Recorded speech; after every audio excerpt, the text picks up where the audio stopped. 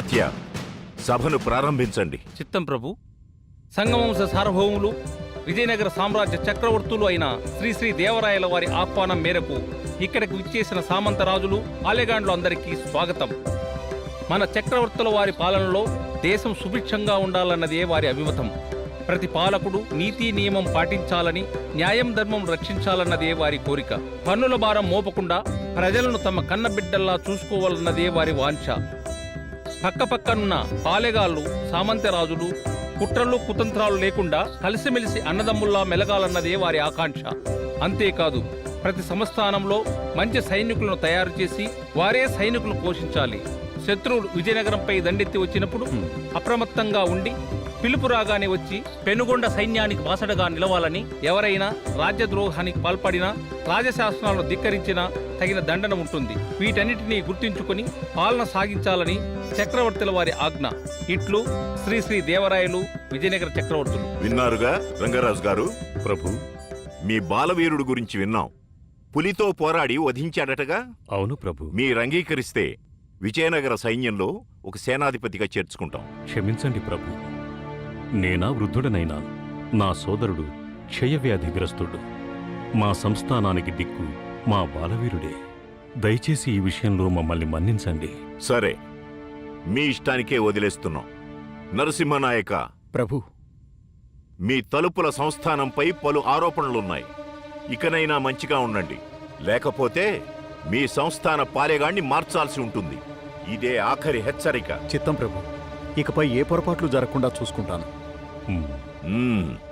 సైన్యాధిపతి వివరించండి. చిత్తం మహారాజా.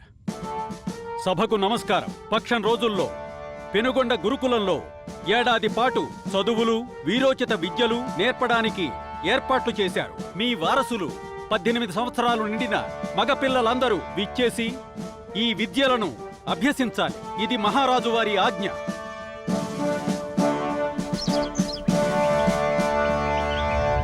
రాత్రి మీ ప్రయాణం బాగా సాగిందా ప్రభు? బాగానే సాగింది.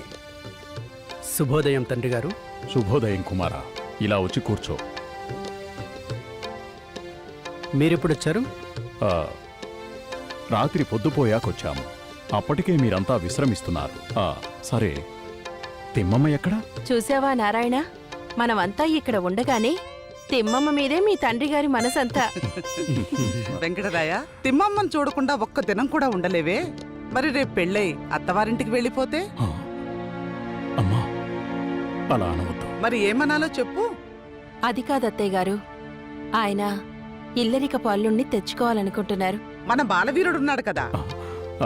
అవునమ్మా, నాది అదే ఆలోచన. కానీ అత్తగారి ఆలోచన మంచిదే. బాలవీరుడే తిమ్మమ్మకు భర్త అయితే అంతకంటే కావాల్సిందేముంది? అవును తండ్రి గారు. బాలవీరుడు చెల్లిని పెళ్లాడితే మేమిద్దరం కృష్ణార్జునులాగా ఉంటాం. చూడు, అందరిది ఒకే మాట. కానీ బావగారు ఇల్లరికానికి ఒప్పుకోరేమో అనిపిస్తోంది. ఆ తిరుమల శ్రీనివాసుని అనుగ్రహం ఉంటే మనందరి కోరిక నెరవేరుతుంది. సరే, తిమ్మమ్మ ఏది?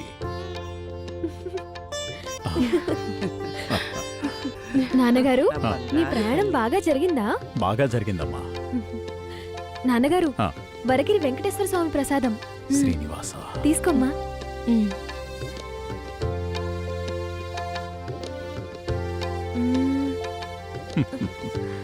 నీకోసం బహుమతులు తీసుకొచ్చానమ్మా. ఎవరక్కడ? బహుమతులు తీసుకురండి. చిత్త మహారాజా. కుమారా. తండ్రి గారు. పుట్టమ్మా, తీసుకో. తీసుకోమ్మా.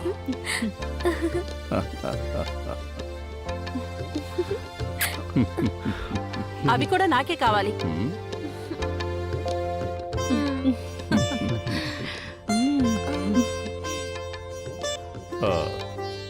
ఏమిటి తల్లి వెతుకుతున్నావు? ఆ తైలవర్ణాలేగా. అవి తొణికిపోతాయని భద్రంగా గూటిలో ఉంచాను. ఆ తైలవర్ణాలు తీసుకురండి. చిత్త మహారాజా.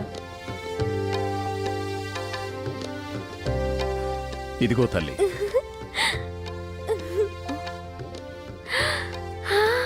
తైలవర్ణాలా?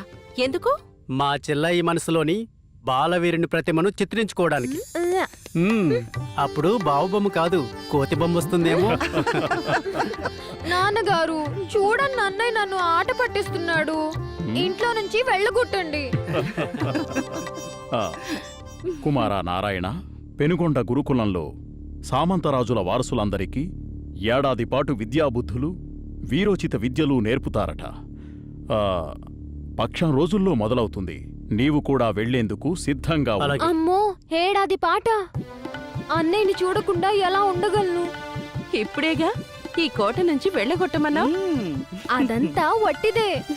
అన్నయ్య సన్నిధే నా పెన్నిది. చూసారా ఈ అన్నా చెల్లెళ్ళ అనుబంధం? వెంకటేశ్వర, ఈ అన్నా చెల్లెళ్ల మధ్య ప్రేమానురాగాలు చివరిదాకా ఇలాగే ఉండాలి.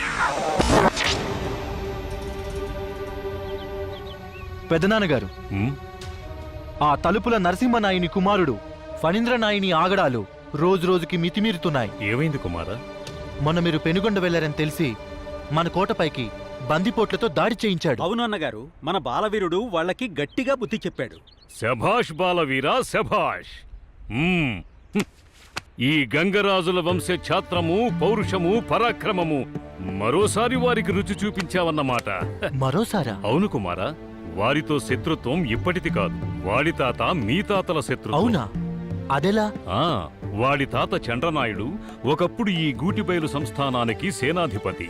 ఒకసారి మీ తాతగారికే హాని తలబెట్టాలని చూస్తే మీ తాతగారు వాడిని తన్ని ఈ సంస్థానం నుంచే వాడిని బయటకు తరిమివేశారు. అందుకే వాడిపై ఒక కన్నేసుంచు నాయన.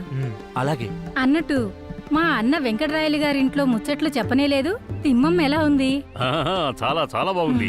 మన తిమ్మమ్మ దొండపండులా ఉంది. తాను వీణ వాయిస్తూ మధురగానంతో శ్రీనివాసుడి కీర్తనలు ఆలపిస్తూ ఉంటే ఆహా, ఎంత వినసొంపుగా ఉందో. మీరిలా వర్ణిస్తుంటే నాకు ఇప్పుడే వెళ్లి తిమ్మమ్మని చూడాలనిపిస్తోంది.